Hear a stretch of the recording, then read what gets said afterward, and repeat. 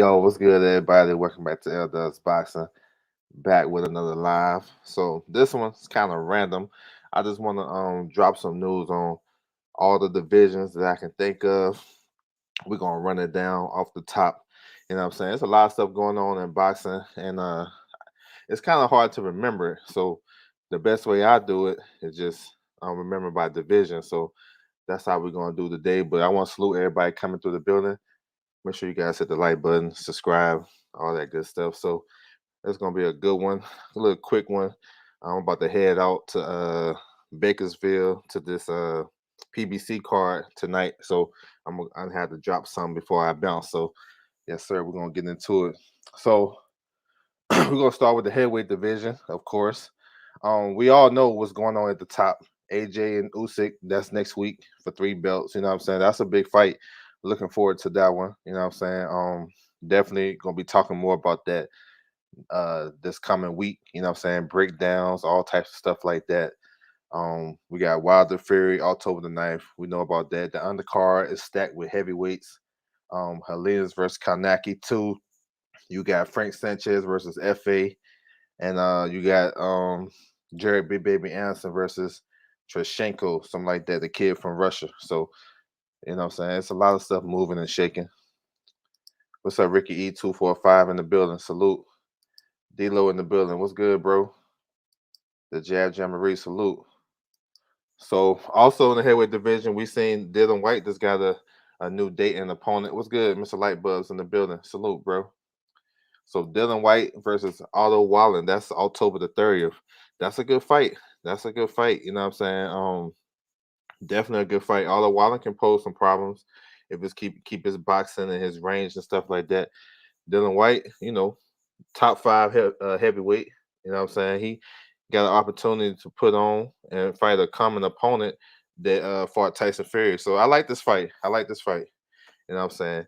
Michael Hunter should be back like the top of November on Triller. Not sure who he's fighting. He's number 2 in the WBA. He won a title eliminator in August against Mike Wilson.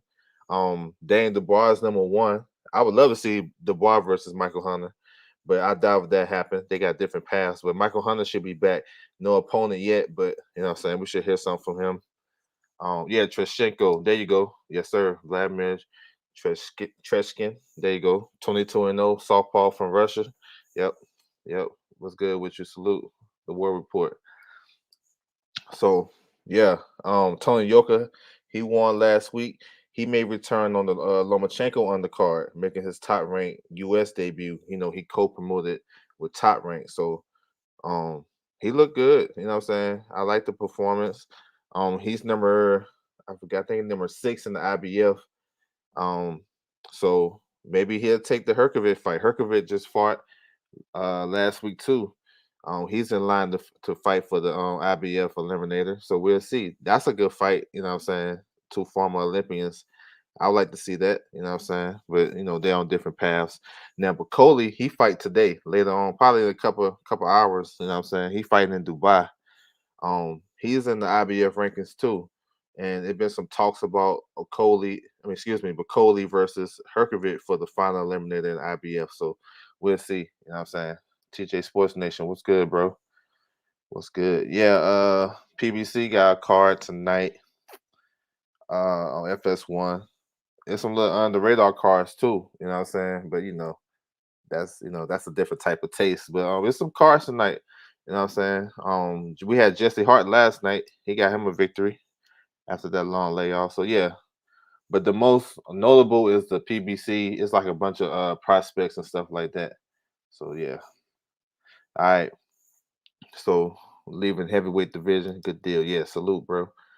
So the cruiserweight. So we got Lawrence Okoli next week too. You know what I'm saying? He gonna make his mandatory defense of his WBO title. You know what I'm saying? It's a fight that he definitely should win. He facing an undefeated guy, 15-0. Um, I think he's from Montenegro. That's a fight he should definitely win. Marius Briedis, who is the number 1 cruiserweight, he's coming back October 16th. I think he's facing a guy named Arthur Mann, something like that.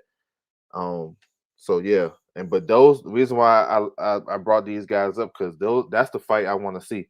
Like that's a big fight in the cruiserweight division. I think that's one of the best fights to be made in boxing. Real talk. If you really look at each division and which the best fight to make, Lawrence Okolie versus Maris Breeders is a good fight. So hopefully, what I'm saying, that fight that fight can come to fruition. In the WBA, so like November the 6th, November, something like that. You got the super champion, Artem Galamarian. He's going to face the gold champion. They try to consolidate these belts. Alexei Igorov for the WBA cruiserweight title. That's a good fight. Galamarian is trained by Abel Sanchez, aggressive type of fighter. What I'm saying, strong. And Alexei Igorov is another strong. Their styles match up real well. What I'm saying? That's a good fight. What I'm saying? That's a good fight. Breeders decided to stay at cruiserweight would rather see him fight Lorena than man. Lorena coming off a wrist injury. He had to pull out the fight with Rahab Mahari. So he might be on the men.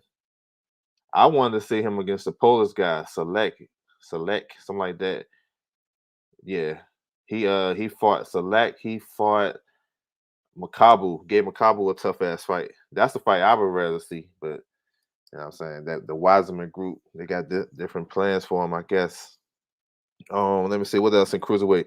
Oh, Badu Jack, he moved up to cruiserweight officially. He's number 5 in the WBA and the WBC in the new ranking. So he making his move officially. So that tells me he right there in line for a title shot. My guess, I would say, I would say to welcome him to the division, he should face off with a guy like Brandon Glanton. What I'm saying? That'd be a good ass fight. What I'm saying? If Badu Jack can bring up his skills and stuff to cruiserweight, it's a different beast. He like to start slow. You can't start slow with those big guys. Those guys punching. They punching like heavyweights. Apoche is all of the rankings, so I don't know what's going on with him. What I'm saying? He should still be in the rankings, even though he lost a tight fight. Um, that's about it. I think um Richard Rapport is coming back. He ain't been in the ring in a long time. I forgot his date. I want to say it's I forgot his date. It's either October the 2nd or October the 16th. But that's on Sky Sports. So I haven't seen him in a long time. So he probably the best cruiserweight in the UK, real talk, because he beat McCarthy and he beat CBS, Chris Billum Smith. You know what I'm saying? So we'll see. Now light heavyweight. So Arthur Beterbiev and Marcus Brown, they was ordered to fight, um, to negotiate, and then a purse bid was scheduled for actually Friday, but it got pushed back to the 28th. So that normally means they're gonna strike a deal. You got Beterbiev is top ranked, Marcus Brown is PBC. You know what I'm saying? That's a fight I would like to see on the Bud Porter undercard. That makes sense to me, but financially, I'm not sure if that's a fight that they would do on a co-main event, but they should because I don't know. That's what I think. I think it'd be better to stack the cards and it'd be more value for the fans. But I think they might work out a deal. When you see negotiations get extended and purse bid get extended, that normally that's a good thing. I know some fans get frustrated and agitated, and what I'm saying, they want to see the purse bid now.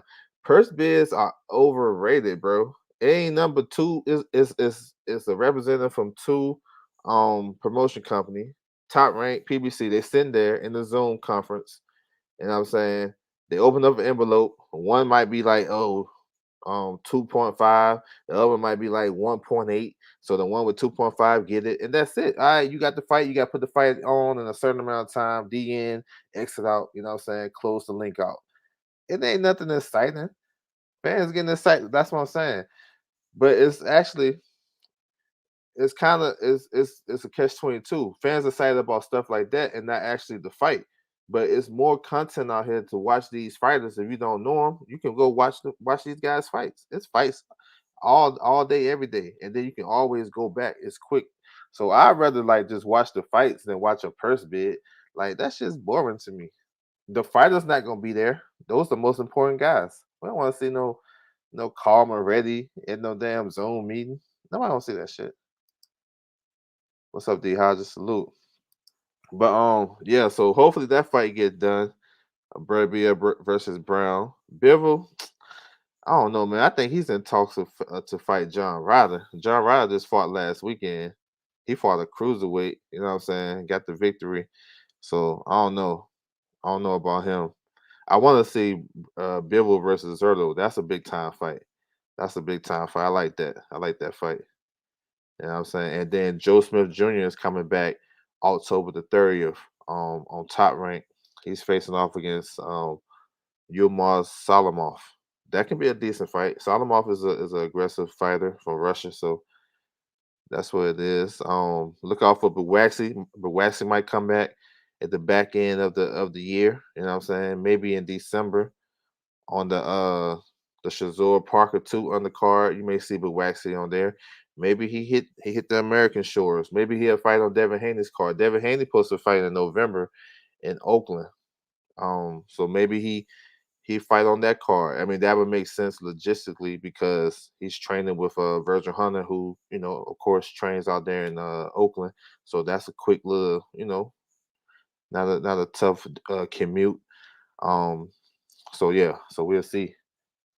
He said, "Who's Zerto?" I'm not sure. I mean, I I guess he wanted to face Bivol, but I don't think that fight gonna happen. So we want to talk realistically. Who can he fight? So I look at guys, kind of opponents and stuff like that. I mean, Yuniski Gonzalez just fought on Triller last week on Tuesday. You know what I'm saying? Guys like that. Maybe Kovalev. Listen, um, Golden Boy still owe Kovalev a fight off that Canelo deal. Maybe they get his ass in shape and send him to Zerto. It don't have to be at 175. It can be at 180. Just go ahead and get rid of Kovalev. It's gonna be guys like that. Because really, light heavyweight really ain't that deep. You know what I'm saying? So we'll see. What's up, Jonah Wash in the building? I hope the zone push for Matchroom versus Golden Boy show. Yeah, that'd be nice. Yeah, yeah, yeah. Put some matchups in in the chat, but that'd be nice. What's up, Intangible Salute? So yeah, that'd be nice. I'm down with that. Make sure you include some females too. I heard Jake was looking to get beat by Joe Smith or Zerto if they don't fight each other. Um, Danny Jacobs, he may take a welcome to the 175 fight. Um, but he got a contract with Joe Smith Jr. like in the top of the year in New York City. So that fight already basically signed. So I would guess Jacobs to have like a fight against somebody like I don't know, like somebody like Shabransky. Y'all remember Shabransky? That I can see a fight like that. Um, because he to me it makes sense for him to fight at 175 if he's gonna face Joe Smith Jr. I mean, you gotta get ready for that physicality and that strength. So it would make sense. So I can see him kind of having a run out sometime at the end of the year. You know what I'm saying? But yeah, he's facing Joe Smith. He might even sit on that. You know what I'm saying? Yeah. Yeah, Thomas, yeah, he had a fight coming up. The guy who boxed. Yeah, I remember. Okay, no doubt. Yeah, yeah, he fighting today. Yep. Yep, yep. Appreciate it. I'm after this I'm heading to Bakersville for this PBC card, so I might miss that. But I can catch it on the rebound for sure. Coles need to stay away. Need to stay where he is. Hey, he may, but they owe him 2.5. You know what I'm saying? They owe him 2.5. Even though he tested positive, that don't mean they're gonna like I don't know. The way guys testing positive and still be able to fight, they probably have to get him his money too. He'll find some type of loophole. What's up, Bruce Gold? Salute. Bivol Berzzerdo. That's a good fight. Yep. Yep. I'm with all those matchups. Jojo and Ryan. That's Golden Boy and Golden Boy, ain't it? Oh, he said, my bad. I was looking at it wrong. Hey, yep, I'm with it. Haney versus Jojo Ryan. McGee versus Andrade. Yeah, yeah. I'm with all that. Yep. Good matchups, bro. What about females? Um, I don't even think Eddie got any females that low. Nope. Because Golden Boy they don't got the same females in the same division. So I'm with all them fights. Shabransky would be a good welcome. Yeah. Yep. That's my guess. Actual facts was good, bro. Salute to you. Venezuela looking devastating. Yeah. Yep. He's fighting tonight. He fight the guy Burial. That guy, he kind of played around too much. His last fight on Ring City, he was playing around too much in the ring. But 175, I believe that's about it. Oh, Callum Smith coming back next week. My bad. Callum Smith is facing Lenin Castillo. You know what I'm saying? Good boxer. Not, he kind of make the fight kind of at a slow pace, but that's a welcome to 175 fight. You know what I'm saying? For Callum Smith. He's training with Brandon McGirt. Almost forgot that one. So he's on the AJ Usyk on the card. So I'll be definitely looking out for him. I like Sanisa. Yeah, Sanisa nice. She nice. They claim Joe. Yeah, I think that's next. I think it's next for sure. But we'll see. If they ain't fighting each other, I know they ain't fighting Devin Haney. I don't know. But okay, 168. So of course we got Canelo Plant. That's coming up November 6th. That's a big fight. You know what I'm saying? Looking forward to that. They're gonna have the press conference on Tuesday coming up, September 21st. So I mean, if y'all want to see how these guys look side by side and face to face, that's your chance right there. It's a promotion for the fight. Um, so yeah, Berlinga 168. He's fighting on the Wilder Fury card, but he'll be on free the free part. So right before the pay per view starts. So yeah, looking forward to that. He's facing the Caceres guy, the one who was beating who was beating Billy Joe. Then Billy Joe came out of nowhere with that uppercut in the left in the 11th round. So yeah, that's a decent fight for him. You know what I'm saying? In the WBA, we got another mandatory.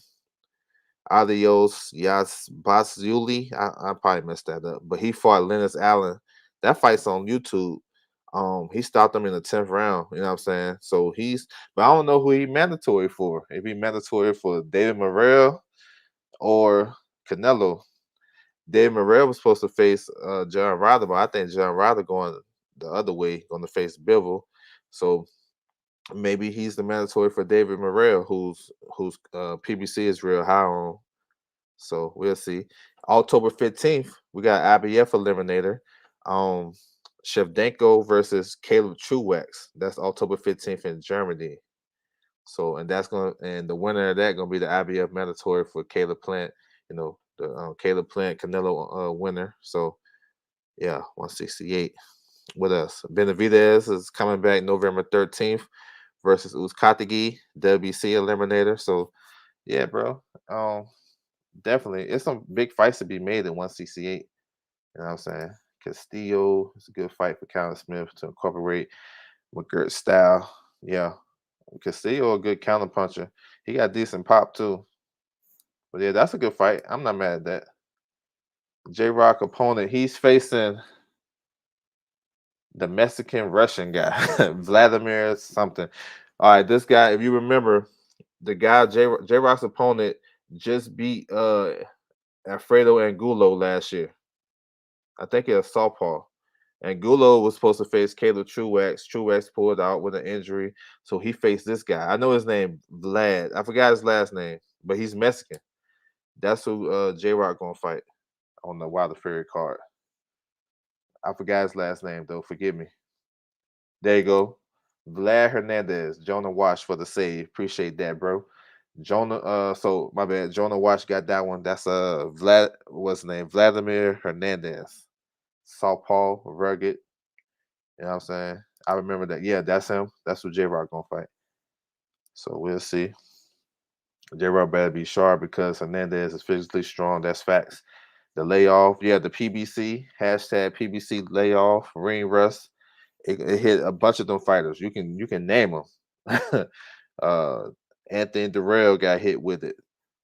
Well, I don't know about J Rock. Tony Harrison, Jerry Hurd. You know what I'm saying? All these guys getting hit with that shit. When they come back and fight, they come back and face a lesser known guy or a guy they should win. They struggle. So we'll see. Could see J Rock winning a very ugly decision, but I wouldn't be surprised. Yeah, we'll see. I wouldn't be surprised if we lose either. I think it's at 54, but I would say just for this fight, it might be like in between 54 and 60 because that's a long layoff. J Rock coming off of injury, two surgeries. Don't forget, he had eye surgery and he had like an elbow surgery. Elbow something happened with his elbow. So my guess, they'll probably fight at a catch weight like 57. You know what I'm saying? Jose Benavidez. I forgot the name of the guy, but it's a Mexican guy. He's coming back on the November 13th card on his brother card, but I forgot the guy's name. I think he fighting at 54 too. Yeah, they came back. Yeah, yeah. All right. So where we at? So 160. 160 is probably like the weakest division right now. We got four champions. None of them talking about fighting each other, which is like a downer for the boxing fans because those fights would be good. I mean, Triple G versus Murata is set for December. You know what I'm saying? Like, how they got a fight set for December, like 8 months prior. You know what I'm saying? Shit don't make no sense to me. But it's a good fight. Actually, good. It may be a good fight. It's a big fight in Japan. You know what I'm saying? Real big fight. So we'll see. That's the unification.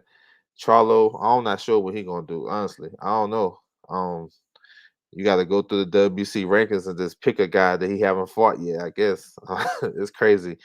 Demetrius Andrade, he may come back November the 20th in Providence against Jason Quigley. You know, what I'm saying? You see what I'm saying? It's stuff like that. It's not a fight that we definitely want to see, but I guess these guys gotta stay active. Yeah, Chris Eubank coming back October the 2nd. So he's fighting on Sky Sports. He's facing a guy like number 14 in the WBA rankings. So yeah, it makes sense for them to fight each other. McGear, he's gonna likely fight Rosado. He was ordered to face um Derenchenko. Now he didn't pull out of the negotiation, but he asked for another fight and then go back into that negotiation or purse bid with Derenchenko. So if it works his favor, McGill would face off against Rosado and Derenchenko back to back. That's not bad. Like you look at it, you take a step back. That's all right, especially when you don't think he can beat the champions. Excuse me, you don't think he can beat Charlo and Android, but he want to fight Rosado and Derenchenko in back to back fights. I ain't mad at that. When you really take a step back at it. What else? 160, man. 160 is disappointing. You know what I'm saying? It's disappointing, y'all, for sure. He said all these fights happen boxing. Yeah, boxing be crazy. What's up, Knockout Boxing 86 TV? Salute, bro. Salute to you. Yeah, I agree with that, D-Lo. Yeah, we get all these fights. It'd be crazy. Yeah, they should have had an interim fight. Yep, what's your versus for Cal? Um, yeah, that's for the IBF. For second versus Cal. That's for the IBF eliminator for Triple G. Um, I don't know what card that might be on. It supposed to been August 28th. Got pushed back. Then it said October the 16th on the Navarrete card, but Navarrete's card got announced and they wasn't on it. So my next guess that might slide to the Bud Porter undercard. So we'll see. Cause I can't. Cause actually, Heron versus Shakur card been announced already. You know what I'm saying? So I don't know where that's gonna fit in. Maybe the Joe Smith card. Joe Smith. Tyrone got some cards coming up though. Now that I think about it, they got uh they got October the 9th, if you want to count that one, with Wilder Fury. October 15th, they got Navarrete versus Joet. Uh October the 30th, they got Joe Smith Jr. So that's what's up. A lot of fights. Yeah, I seen that. Yeah, I seen that. Apology accepted. You know what I'm saying? I seen it. I be watching all that shit. I also seen them what's the name getting carried away too. Mike Coppinger, man, he tripping. But it's all good. You can have your own opinion. Both of them scared. But I'm saying they could have fought anybody.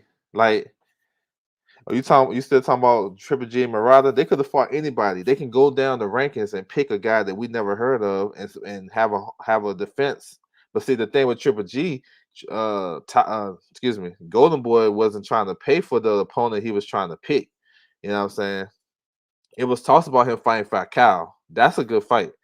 But I guess he wanted to fight somebody else though. He wanted to fight a lesser guy. And Murata can fight whoever he want because he in Japan. But they got the travel stuff with all the COVID situation, so it might be harder to fight over there. I'm not sure. It's still some fights, but it's not a lot though. So yeah, man. That's a long ass time to announce a fight for sure. But yeah, I can't leave 160 without talking about Janabek. Janabek is a problem, man. I've been saying this shit, man. He gonna give all four champions problems, and he can beat those guys. Janabek may be back in the ring too pretty soon. You know what I'm saying? He's like number 2 in the WBO. I think he's number 4 in the WBC. Man, Southpaw. You know what I'm saying? Smart fighter, trained with Buddy McGirt. He can do a lot of things in the ring. Real, calm.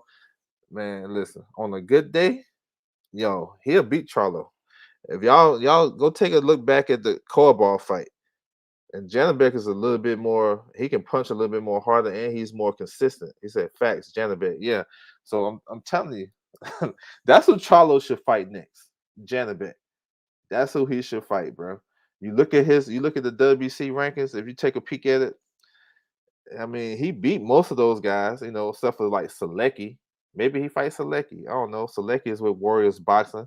They work with PBC. I don't know, but it's just crazy. Chin Smoke in the building. What's good, bro? Salute. All right, we're moving to 154. So, um, we all want to see the rematch with Charlo and Castano for undisputed. That's a fight I want to see too. But I knew going into it, I knew the mandatories are gonna get into it. The IBF, you know what I'm saying? They're gonna order this shit. They already ordered it, and they basically gave um the IBF mandatory step aside money twice already. Not so much in a bag, like here goes some bread, go sit over here for a minute, but they gave it to him in the form of a fight to keep him active and to put some bread in his pocket. As a fighter, I'd rather take that than just give me 200K and go chill for a minute and wait my turn. So he fought on Charlo's undercard and the pay-per-view undercard. He fought off TV. Then he fought on the Castano card off TV. So they kept him busy. Now it's time for him to get his IBF mandatory. So we'll see. It's been quiet. It's been ordered. The deadline and came and passed, and y'all haven't heard nothing, right? So that means a deal is probably in place, and they'll probably announce that fight pretty soon. Um, then you got Castano, so he probably can just have a voluntary fight because he has a mandatory in Tim Zoo, but that mandatory not due until February. You know what I'm saying? So and Tim Zoo gonna take an interim fight, but he got a nice fight coming up. I like that fight. He facing Takashi anyway. That's a good fight. Anyway, is strong, tough. You know what I'm saying? He gonna come to fight. So I think Tim Zoo might have to box a little bit for that. If you saw how if you saw the fight, how did Jesse Hart look? I only saw T. I mean, Jesse Hart looked the same to me. I mean, he was hurting Mike Guy with some shots. He couldn't get him up out of there, but he looked alright. You know what I'm saying? He looked alright. But yeah, Tia, yeah, he had a good. That's a good bounce back fight. So Tim Zoo. So look, let me dispel the rumors and the listen, man. Tim Zoo, this dude, his promotion company was clout chasing. Not mad at them, but they were. The fight with Tony Harrison was never real, y'all. Listen, we got we got to do the research and we got to make sure we on point because those fights was never offered, never offered. And I'm gonna break it down. Um, Tim Zoo, they looking for fights like that though. I give them props, but those fights was never negotiated and offered like officially. You know what I'm saying? Now, a lot of people they don't really know what's really going on, and that's okay. That's understandable. But I think, listen, it's ways to find out what really happened, and I'm gonna tell you. Y'all let me know if this makes sense. Now, Tim Zoo versus Hurd was official. but Hurd lost the fight to Arias. And y'all notice nobody really heard about that shit until after Hurd lost. You know what I'm saying? So if y'all keeping quiet on negotiation with Hurd, why y'all not keeping quiet with negotiation with Tony Harrison? Why y'all giving him a 24-hour deadline if the fight was really getting negotiated? Those are those are clout chasing tactics. You know what I'm saying? Um, you can make a fight with Jerry Hurd, who is a bigger star, basically, or a bigger commodity at 154 at the time than Tony Harrison. Even though, you know what I'm saying, he's on the rebuild too, but he beat Tony Harrison. But how you get that deal done, but you can't get Tony Harrison done? And the way you did the deal is two different ways. You quiet for one, then you loud for the other. So yeah, look, I'm saying, like, don't run with this shit, because a lot of that stuff don't be real. It's a lot of backstory shit a lot of people don't know about. They're just, whatever they say, that's what we gonna run with. It's not always the case. You know what I'm saying? The even with the Fundora versus Garcia, that fight was never real, because Fundora and Garcia is about to fight each other. That fight is already signed and done. They're just trying to wait for a date, when they probably land on the Canelo Plant date. They were supposed to fight. They're supposed to fight August the 7th, ordered by the WBC. I know, of course, WBC ordered a lot of fights, and fights don't happen, but that's one fight that they really trying to make.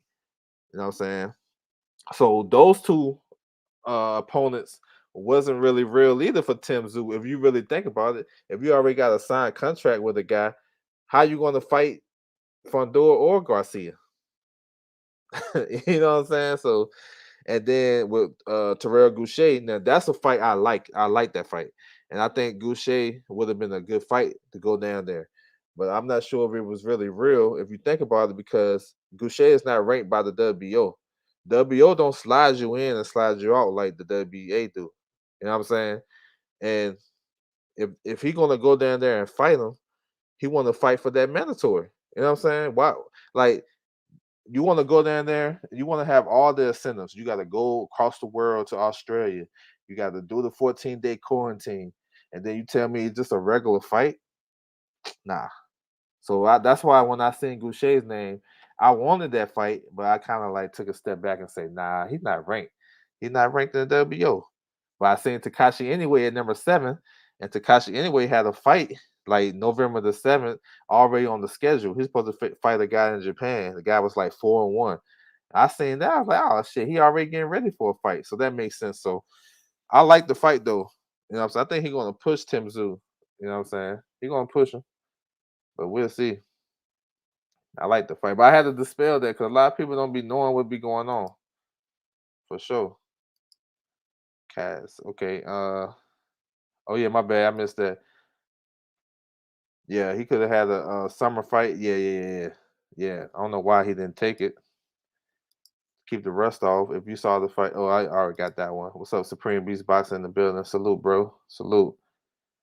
Is Michael Sorrow Persby? Yeah, that's next week.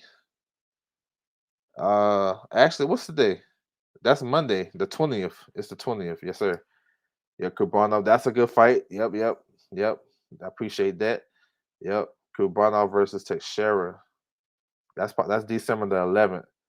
Yeah, that's a good fight though. Sebastian Fundora versus Danny Garcia. Nah, the Sergio Garcia. Sergio Garcia. Yep, Sergio Garcia from Spain. I think he's like, I forgot his record. He beat Ted Cheeseman. I know he undefeated. He's he was the European champion. He's a good boxer. Throw a lot of punches. Don't have a lot of pop. Yeah.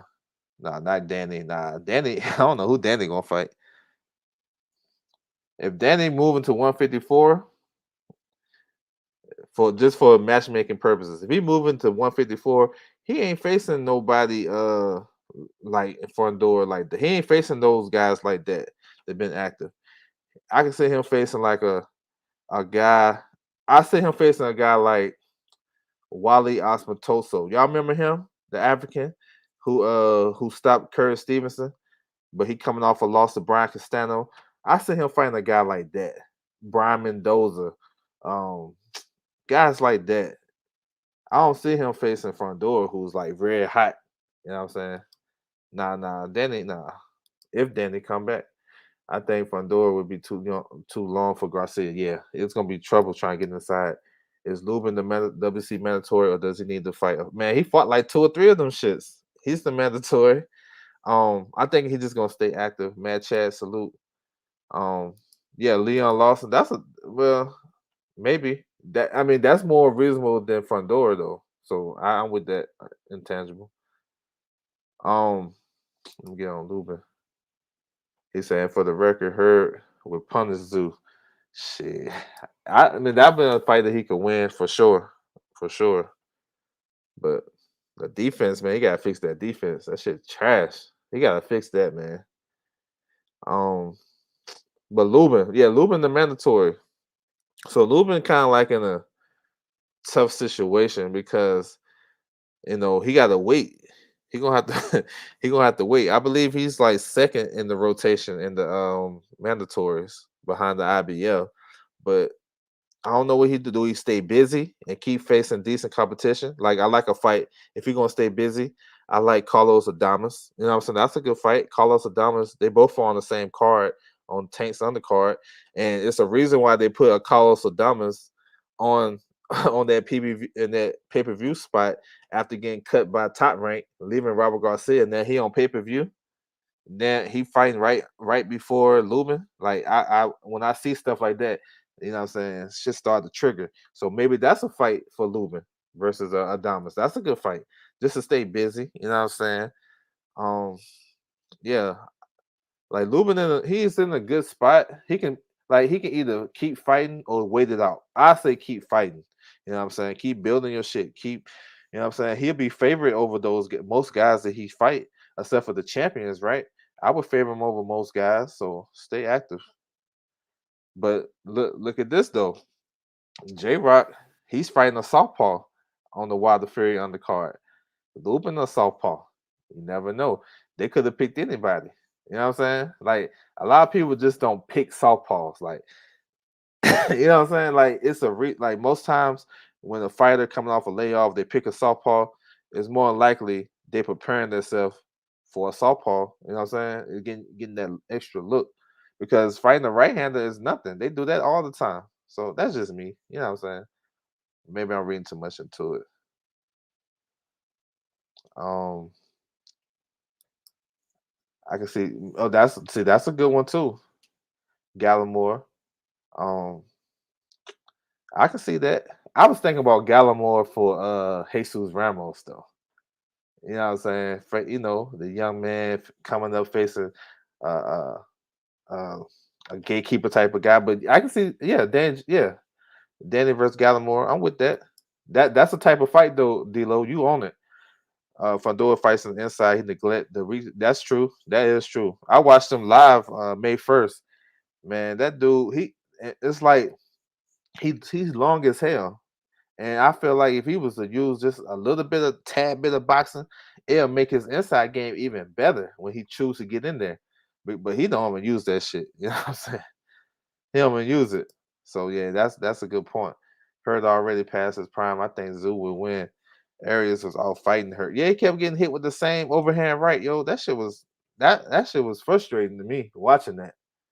Like, I don't like watching a fight saying a guy getting hit with the same shot over and over and over and over. I'm like, what the like the same overhand right. So I guess he wanted to lose. He said, "How does Jesus Ramos hold up at 54?" I think he got to tread lightly a little bit. Like I think he's good though. If he stay on this path, stay active, but fight guys like I think like guys like Gallimore, guys that been in there tough. You know what I'm saying? A guy like Jamonte Clark, like guys like that, then eventually moving up to Goucher. I think he'll be good. You know what I'm saying? Now I'm not sure if he beat I wouldn't put him a favorite over Charlo Castano, but I think he's young and strong enough. He's gonna get to that point eventually if he keep developing. But I like him though. Jesus Ramos is nice. I think Fundora straight right, long jab gonna be difficult. Yeah, Fundora, I mean, he can box, but that dude want to fight. Now, fight on the inside against Sergio Garcia may be a good thing because Sergio Garcia he don't hit hard. He said he's not elite in my eyes. I don't think he'll elite either. He's still like a prospect crossing over to a fringe contender, but I think he has the basic fundamental skills to be elite one day. He's young enough to keep growing and fighting. He's been fighting regularly. You know what I'm saying? Keep fighting good competition. I think he'll be there one day, but right now, I don't think so either.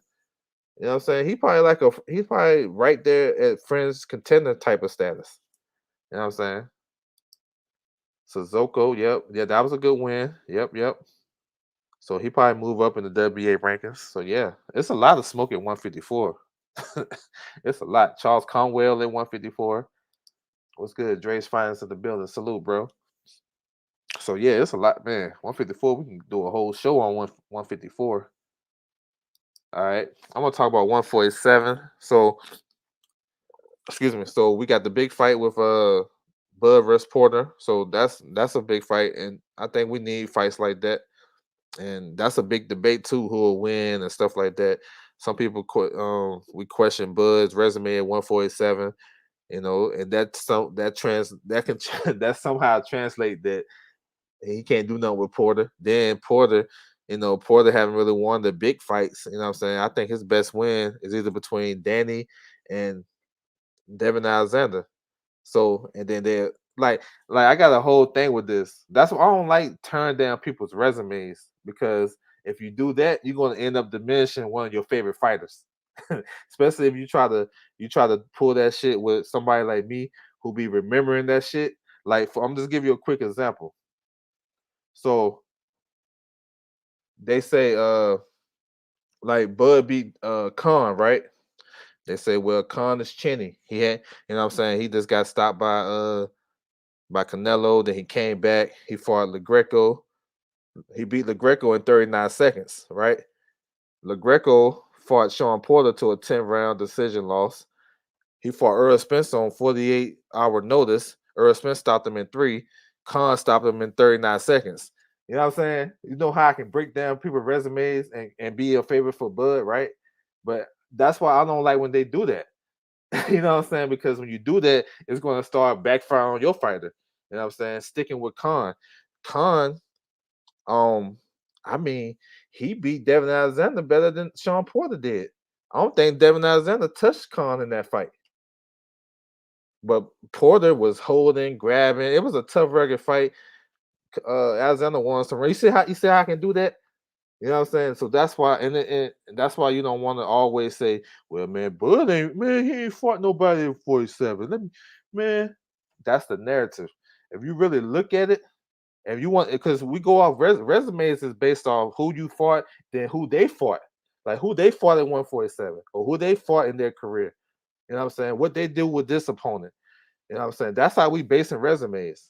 Now, there's always caveats. Oh, he ain't fought in this division in this many years, and oh, he didn't do this, or he chinny. But shit, I mean, Khan beat Chris Algieri. Is Algieri a trash win for Earl Spence? I don't think so because that was a good win for Spence coming up and making himself known as I'm real. You know what I'm saying? But that's how they do. You know what I'm saying? So I just say this with Bud and Porter, it's a good ass fight. It's top 5 welterweights. You can't get too much better than that, other than 1 and 2 fighting each other. And we know both guys are dogs. We know Porter gonna have a good game plan. He have a strong corner. You know what I'm saying, with his pops, and then he got Coach Barry Hunter, who gonna always come up with a good tactical game plan. Um, and then you got Bud, who got his corner with Bo Mack and what I'm saying, Coach Red and Isao Diegas. All I'm saying, it's a good matchup. Talented guys. We know these guys. They established champions. It's a good fight. I think it's both guys deserve credit either way. So yeah, man, that's why I be laughing sometimes when I be hearing this shit. I'm like, come on, y'all saying he ain't fought nobody, but then you look at the guys that he beat, and then you gonna start diminishing your guys. So does Porter get diminished? He fought everybody, right? But does he get diminished from? So do we take away from that David Alexander win? That's probably his second. That's arguably his best win. I can argue that David Alexander is a better win than Danny Garcia. I can argue that. I could. You know what I'm saying? But it is what it is. You know what I'm saying? That's why y'all stay clear. You know what I'm saying? When y'all want to debate shit like that, y'all make sure. You know what I'm saying? Don't ask L Dub to get on the panel. We might have to go back and restart the whole live and shit. Cause for real, cause a lot of people don't be on that shit. They just it's off of what somebody else say, and then they just keep it moving. But yeah, but let me get through this. He said, yeah, 154. Yeah, that shit is hella loaded. Stan Jones can beat. Yeah, he can. I agree with that. He can beat him. He said Porter got a good resume, but can't get the job. Yeah, he lost a tough fight, but he's a tough fighter though. I'm not gonna knock him though. You know what I'm saying? The thing about tearing down resume is that you can actually tear down. Yeah, you that's facts. That's facts. Just that's why I say this. If we know who the best guys in the division and they fight each other, let's take it for that. You're gonna say, "Oh man, I don't think I hear this a lot." This shit made me laugh too. This shit made me it tickle. It said, man, I don't know how Bud can deal with Porter's pressure." Like he's not an elite fighter. Like he ain't fought like the PBC guys, the top PBC guys at welterweight. True, but have you ever seen Bud fight though? Like sometimes you gotta stop. You gotta stop repeating what people say. You gotta stop just going straight to box rec and reading. Oh, he fought him, fought him, fought him. Okay, cool, cool. You gotta watch the fights, bro. He can't handle no pressure. I don't know. It's funny. Khan actually survived Matisse at a lower weight. Yeah. No, he fought Madonna. But I feel you though. I know what you're saying. Um, it's difficult. I think he wins. Age Horn. I mean, you can say that you can, but here we go though. You can flip it another way though. You can say Bud's opponents ain't the same when they fight after he fight them.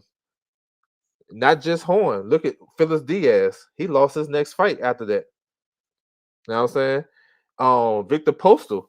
After he fought Victor Postal, he went back and had a fight, a hometown fight. He got dropped in that fight. The guy who dropped him, he gonna fight on Teofimo Cambosa's undercard. You see what I'm saying? Um, yeah, I mean, and then when Bud fight the guy, like it's like he beat him or he do what those guys that nobody ever did to him. I never seen Khan all box in my life. I never seen Khan all box. Now I seen him get slept. I seen that shit, but I never seen him get all box. Y'all tell me when Khan got all box, so I can go do my research. Said Madonna. My thing is a guy can't help what happens to his opponent after he beat. No, he can't help it. But like I said, you can flip it the other way. You can say, well, oh, he ain't fight this guy. Like in Dongo, right? I'm a big believer. I know I'm getting sidetracked. I'm gonna get to everybody comments though for sure. But I remember Regis was like, yo, I beat Ndongo in 2 rounds. It took Crawford 3 rounds. I laughed at that shit because he fought Velasco. It took him 8 rounds to stop Velasco, but Barrio stopped Velasco in 2 rounds.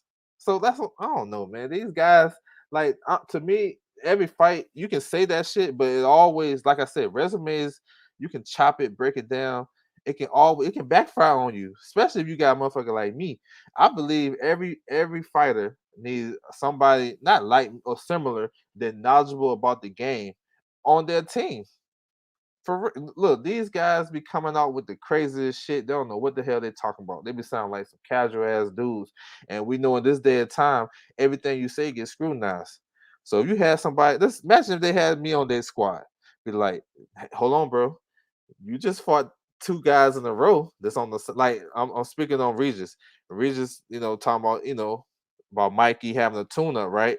But look, Regis, you just fought Juan Heraldez. Who the hell is him? I know he was TMT. A real one like me know that.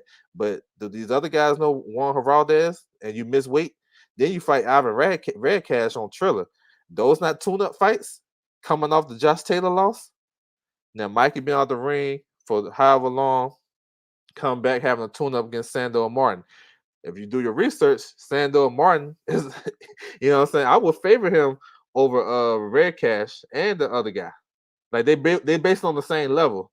But you know, a real one of somebody like me be like, nah, Regis, you hey, delete that. Don't even send, don't hit send on that. Don't hit send. Let's try another way.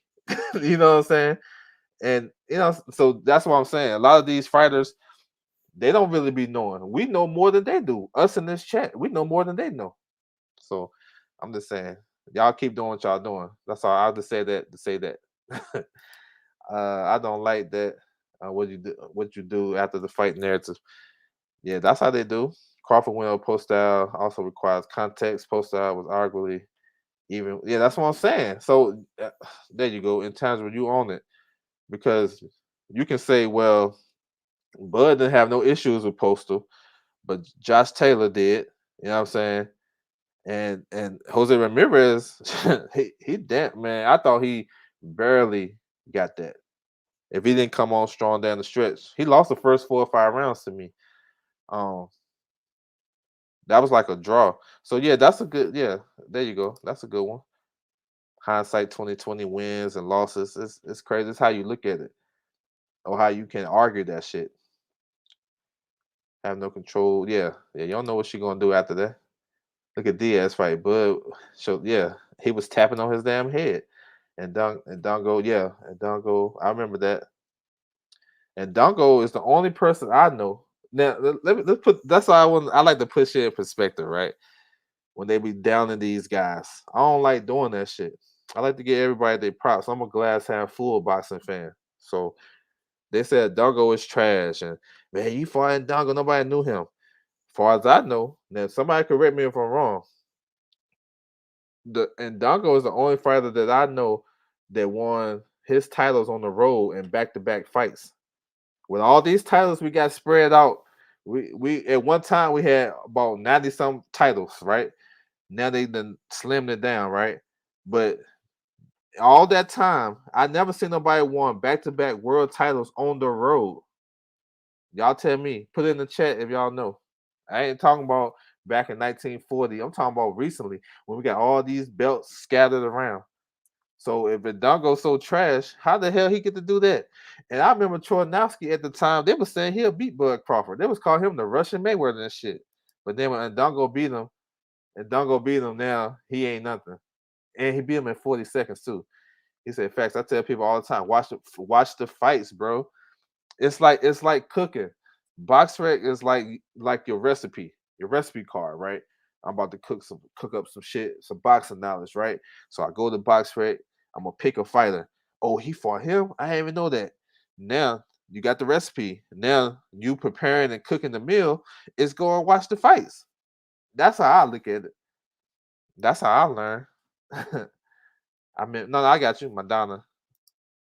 A lot of people don't like Bud, so of course, yeah, I know that. I know the play. You got people betting against Bud.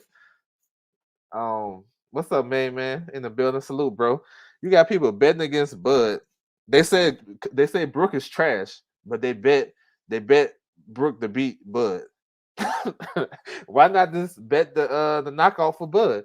Why not? Imagine if they would have bet because I had Bud winning by decision. I had the fight was going just like I was planning, but he hurt the dude with a jab. You know what I'm saying? So my thing is shit. If you know Brook is watch, why betting on him to win? Bet on the knockout. Bet the fourth round. That's just crazy. I like Ndongo fighting. That was last minute. That was that's what I'm saying. It's context to everything. If you remember shit, you can body motherfuckers in this boxing shit. If you got a good memory, you can body because a lot of people we don't remember shit. We short term guys. We short term memory. We move on to the next story, the next fighter. You know what I'm saying? But that was a short. You remember Regis is supposed to face. Regis is supposed to face Postal. Postal pulled out like 3 weeks, a month prior. Then Dongos, he stepped in. You know what I'm saying? Um, Porter plus, excuse me, 350 Heron. I mean, those are decent bets. I like that because those guys can actually win those fights. given the right game plan and what happens on fight night. So yeah, I ain't mad at those. The guy who dropped Postal versus Yep, yep. That's on the Teofimo undercard. Truth be told, all that PBC heavy lifting can be easily dissected. Yeah. I was listen. I know if y'all don't know, I rock with Bud, you know what I'm saying? I like him. He one of my favorite fighters. And when I seen the play with Spence wanting to fight all the PBC guys, I was like, shit, go do your thing. I was happy about that. Cause my thing was like, shit, that'd be more credit for Bud with what I'm saying, Bud beat him. That'd be more credit for him. And then that's more wear and tear for Spence. Come on, I'm a competitive guy. I played sports before. I don't know if you guys play AAU basketball before, but you don't want to lose the first day.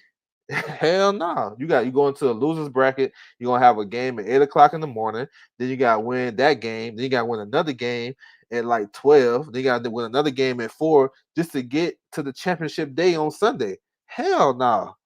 Nah. Well, I don't want to go through that. So I was looking at it like that. Yo, Spence gonna fight Porter, Danny, then he gonna fight Pacquiao. Oh hell yeah! And only thing Bud got to do is stay active because if he's Spence, to me, he been a man of his word, right? To me, some stuff is kind of lost in translation, but I'm thinking he won't be undisputed. He got to see Bud at the end anyway. I just wanted Bud to stay active. That's how I was looking at it. Shit, fight all them dudes. They come see Bud and see what you got left.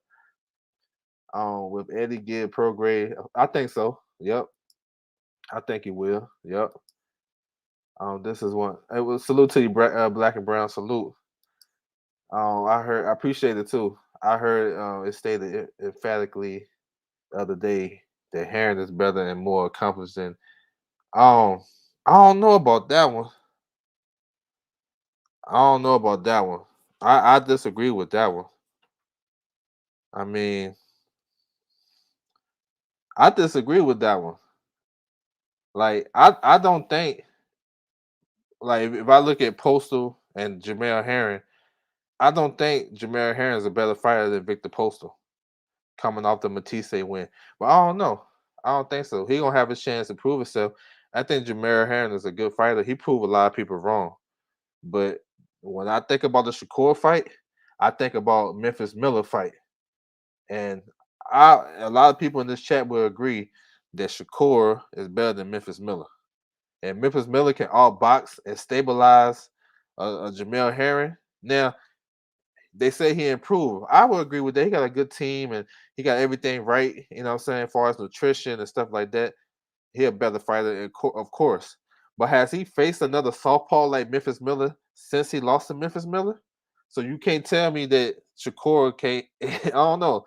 I like Shakur in unanimous decision, but I think Jamel Herring will be sharp early. You know what I'm saying? I think he'll be sharp early. He gonna make Shakur earn that shit. That's why I think. But at the end of the day, I like Shakur. But I don't know if he better than a prime Postal and a prime Herring. I like the prime Postal. I think Postal better than Herring now. If you match him up, if you look at him, I don't know. I don't know. Well, I appreciate that, main man. Salute for that, bro. Thumbs up. Appreciate that. He said Usyk beat Breathers, Garcia back to back. Yeah, there you go. Appreciate you. There you go. So and Dongo is in there with the great Alexander Usyk. And he did it first. That's crazy. So yep, that sure did. And that's why Usyk. But I'm saying was Breeders had what title Breeders had? I forget. Um, did he have the WBC? Because I know my man was unified. I know Leverdale was unified. I mean not Leverdale, but Gassiev for sure.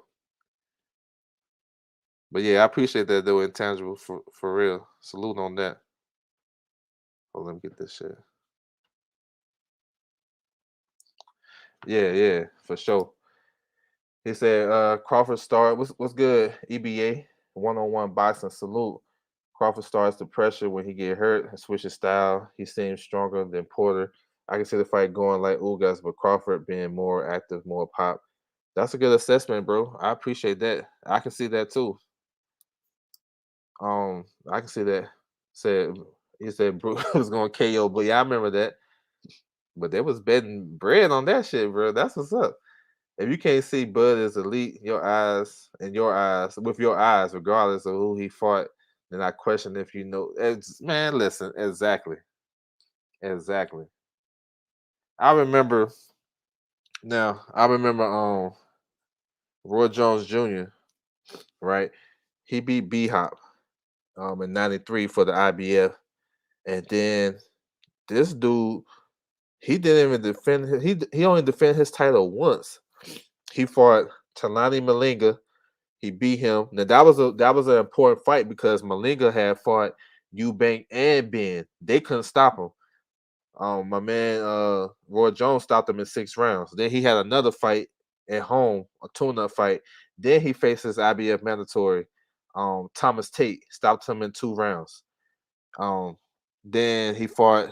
Then he fought James Toney that same year, and then he became basically pound for pound #1. It was between him and Pernell. After that, he fought.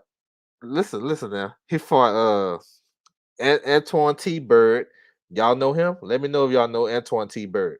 Then he fought Vinny Pass up in Atlantic City. That was a crazy atmosphere. But Vinny Pass, okay. Then he fought the punching postman, Tony Thornton. So imagine being pound for pound #1, and let's say he did that right now. Would y'all kill him for that shit? I mean, Antoine T. Bird, Vinny Pass, and Tony Thornton. After you beat the pound for pound, great James Toney. You know what I'm saying? Like that's how I be looking at shit, yo. That's why that's why I got Bud pound for pound #1 because in 2017, when after Andre Ward retired, I thought he took that spot. And that's it. Like after that, Chocolatito had lost. You know what I'm saying? Triple G and Canelo fought to a draw later that year. I had Bud pound for pound. So since then, how can you take it away from him if he got it? If he haven't lost and he's still stopping everybody, like he move up, he's stopping everybody he fighting that's in front of him, and now they taking away the crown. Hell no, I don't think it worked like that. I think you become pound for pound #1, solidified, one of the best fighters in the world. Once you get that spot, you don't lose that spot until you lose. You know what I'm saying? That's to me. Like, I don't know. But I look at it different. I don't knock nobody else's judgment, but that's just me though. I don't think you can take the crown unless he lose though. But I don't know. Maybe I'm off. What's up, Terry Smoot? Salute. He said the animal cookie. What's okay? You on some other shit? He want no smoke with Spence though. Yeah, that's a good man. I want that fight. I think both guys want the fight. Honestly, my only issue with Spence, fights those guys first and built up excuse broke down. Yeah, that'll come out. Shakur B. Heron, I'm a believer. Yeah, I think he beat him. I think it'll be a tougher fight though than expected. Gamboa was more easily accomplished and better boxer. You can say that. I think Heron was probably better defensively, but yeah, I don't know about hands down though. Like you were saying, okay, off Hook. Okay, there you go. Bet. Damn, Usyk be Hook, Breathers, Gowacki, Bellew, Gassiev. Damn, that's a hell of a run. That's a hell of a run. Damn. Bud is just an easy guy for these to dislike, talk down on. They know Bud is legit. Yeah, it's all good. You know what I'm saying? I think Bud and Porter, that's a hell of a fight. He capitalized on his status, had no issue with it. Yeah, he did, man. He made them guys look crazy. Moving through the classes speak volumes. It does. It does. And when they say Bud can't punch, I mean Bud. I think Bud the biggest. He might be the biggest puncher at 147, and for the champions, if you really look at it, because he carried his power up. You know what I'm saying? He carried his power up. So yeah, I don't know. I guess it's how people look at it. It's how you look at it. It's who influenced you because everybody, um, most of everybody, they listen to somebody else. So sometimes if you rock with somebody, that can take on you can take on that same opinions and shit like that. So I would say listen to everybody, but do your own research in the meantime. So that way you'll have extra knowledge. You listen to this guy, that guy, whoever, and then go do your own research to make sure it's 100. How many is that facts? How many of these other guys we done seen get pushed? Yeah, man. Like, you're right. I think if it's consistent, because I thought at the time, even with Lomachenko, I felt like he didn't do that much to get past what Bud did. But they put him number one. But it is what it is. That shit, it all depends. They say Bud ducked Manny for not signing a contract, even though the fight wouldn't happen due to guarantee of funds. Yeah, I remember that. Yeah, yeah. Virgil, yeah, they coming. Yeah, Virgil is he's number one in the WBO. I think he's number. Damn, I forgot. He's number two in the WBA. Number five in the IBF and five in the WC, I believe. I think I said that right. And then the reason I know we see him number two, he's a gold champion, and the reason why he didn't get the Jamal James fight because Jamal James and Buteyev was already scheduled to fight. That fight was already ordered. So I mean, I would love to see um Virgil Ortiz in that spot. But that fight was already, already done, and that was Jamal James mandatory because Buteyev had fought Besputin for the regular title. He lost, but then Besputin tested positive for a banned substance. So basically, the WBA kind of owe him that fight. They wiped his record clean, and they owe him that fight basically. So they ordered him versus Jamal James. So it's like, damn, I want Virgil is right there, bro, right there. You know what I'm saying? I think Kavaliauskas is the bigger puncher. He's a big puncher. He's a big puncher. But do he punch as just as hard with both hands though? You know what I'm saying? So I'm with you. He's a big puncher. I can't knock it. Um, yeah. Those. Oh, okay. You talking about punches? Okay. Yeah, I can see that. Yeah. Going back to this one, we talking about punches. Okay. No, I'm with that. I'm with that. You know what I'm saying? Definitely, it's a case. Boost and Virgil give Bud the best fight of his give Bud the best fight of his life. I'm with that too. Boots and Virgil are legitimate, talented, young, hungry lions. Yeah, Boots come back October the 30th versus Thomas Delorme. He's a co-main.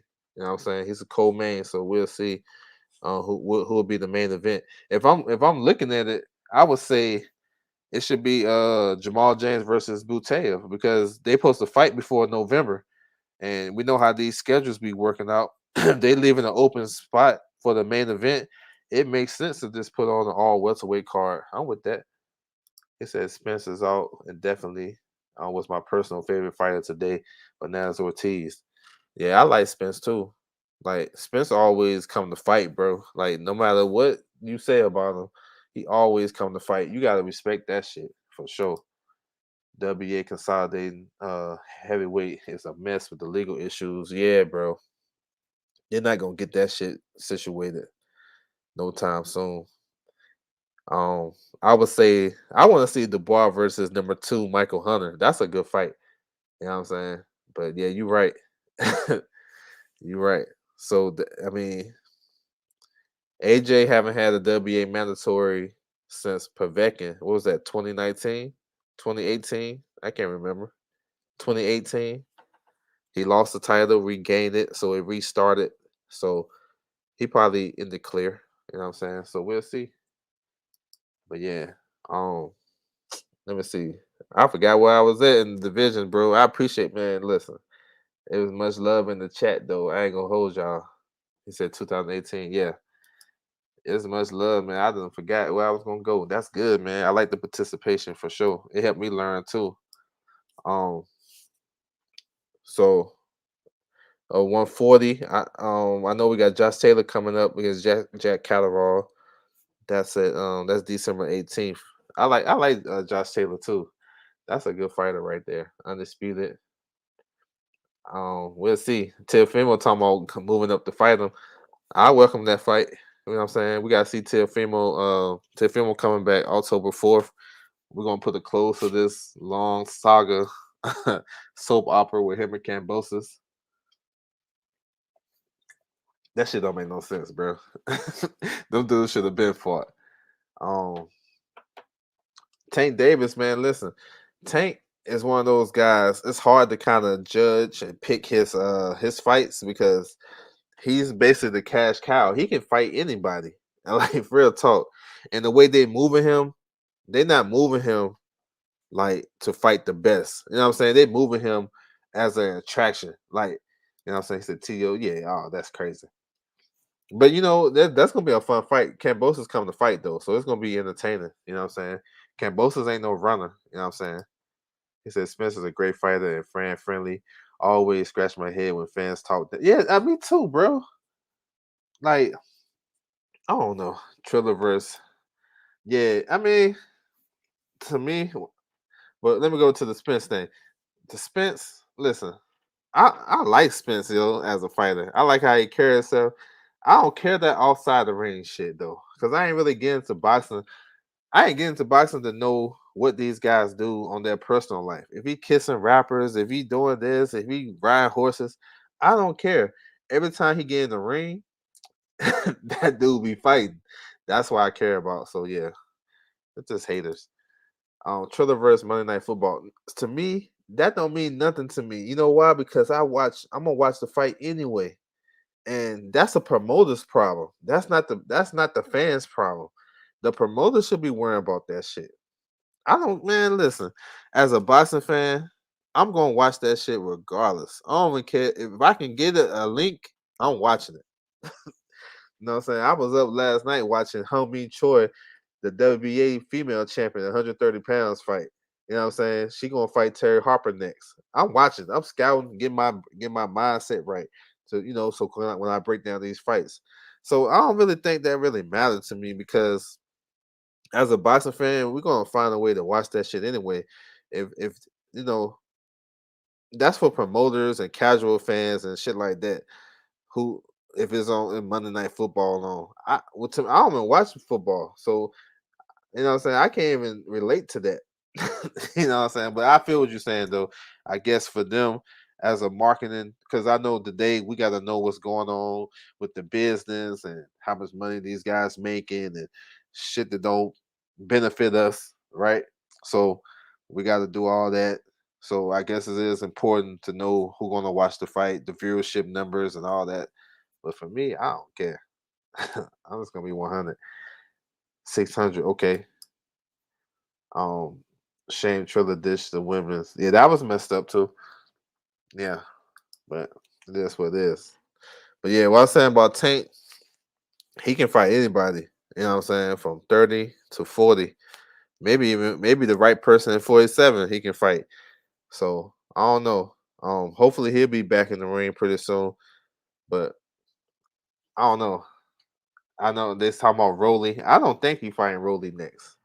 I mean, I like the fight. I think it'd be entertaining and whatnot. I think Tank beats him, but I don't think he fights him next.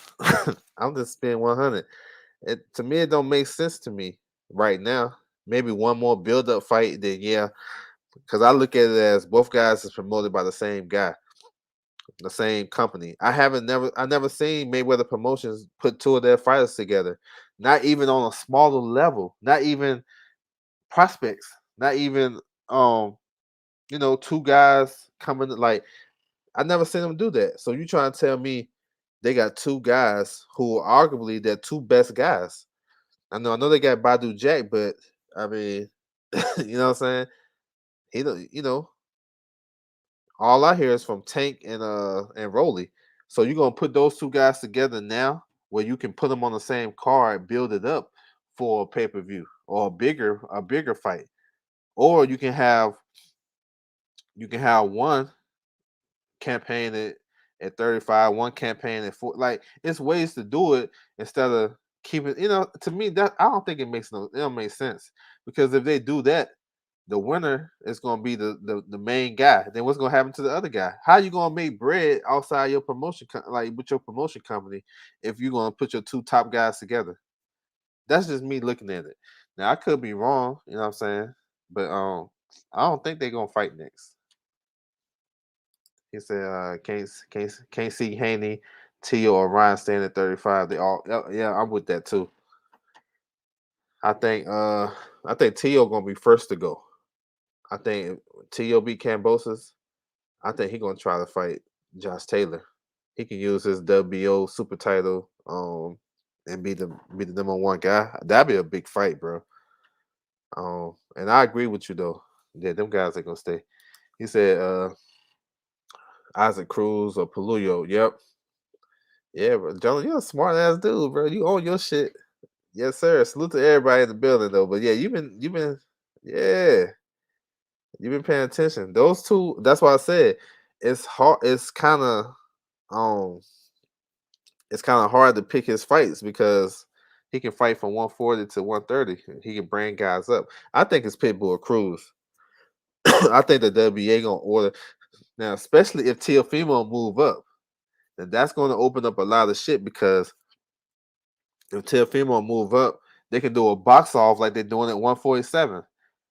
Tank versus Pitbull Cruz, and then Rolly versus Michelle Rivera. The winner fight for the, you know what I'm saying, for the full WBA title at 135. But that's only if Teofimo moves up and, go fight Josh Taylor.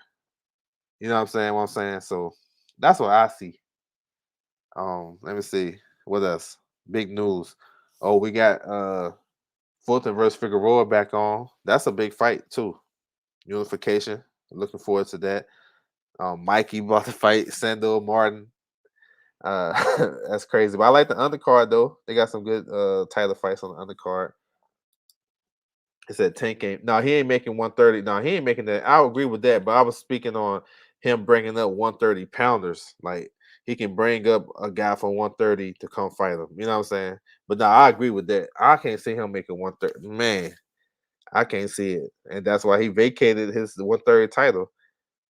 Excuse me. We got a purse bid scheduled for Chris Colbert versus Roger Gutierrez for the WBA titles. They gonna have one champion, so that's what's up. That's good, man. Because boxing fans, man, we get so confused. We got diamond, super, regular, champion, recess, all types of shit, and it's good that they're doing that. It's long overdue, but it's a welcome. It's a welcome gesture. You know what I'm saying? So that fight, the purse bid is scheduled. Um, was it September 27th? They're gonna do that on Zoom. So um, we'll see. That's Golden Boy. See, so hopefully they can make a deal. So we'll see. Yeah, Fulton. Yeah, I like that fight. That's a big time fight. Him and Figueroa. I like it. Got pushed back because Figueroa with the COVID situation, but they got a date quick. So that's what's up, man. I'm with that. I'm with that fight. Raisa Lim is on that undercard. I always like watching him fight. What's up with man? I don't man, Gary. I don't know, bro. I don't know. Now Gary Antonio Russell, he's fighting on that Fulton Figueroa undercard. He's facing against Alex Santiago. That's a good fight. Santiago fought Jerwin Cajas to a draw for the IBF title at 115. So that's a good fight. Gary Antoine Russell is fighting on David Benavidez undercard November 13th. But Mr. Gary Russell, I don't know what the hell he doing. I guess he gonna be working both of those guys' corners. So I guess that's what's next for him. Uh I guess. So what's next for Mr. Gary Russell? November 13th in his brother's corner. You know what I'm saying? Like for sure. What's up, L5 player? Salute. Because as far as fighting, I don't know what Gary Russell Jr. gonna do. How much longer you think Boots can make one for? That's a great question. That's a big kid. Um, I would say probably another year. I mean, he in a good position. Because I think Spence gonna move up pretty soon if if his career can resume. Hopefully it will, and yeah, it'd be opportunities for him. So I would say like legit another year. I mean, because look at guys like Abel Ramos, excuse me, Jesus Ramos and Vito Maliki, and who else moved up? Xander Zayas. Those guys, not even a contender. You know what I'm saying? And they moved up to 54 already. You know what I'm saying? So I can imagine Boots is like, man, I can't wait to get to 54. But yeah, I would say probably another year, being realistic though. Um, but yeah, that's a good fight though. Figueroa, Fulton Figueroa. What else we got? I don't know. It'd be a lot of news, man. I be trying to remember off the top, but I'm looking forward to the fights they got coming up. Of course, AJ Usyk next week. I like that fight. I think that's a pretty big fight.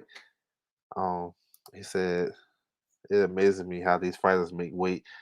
Going to have a snack and think about it. Yeah, yeah, man.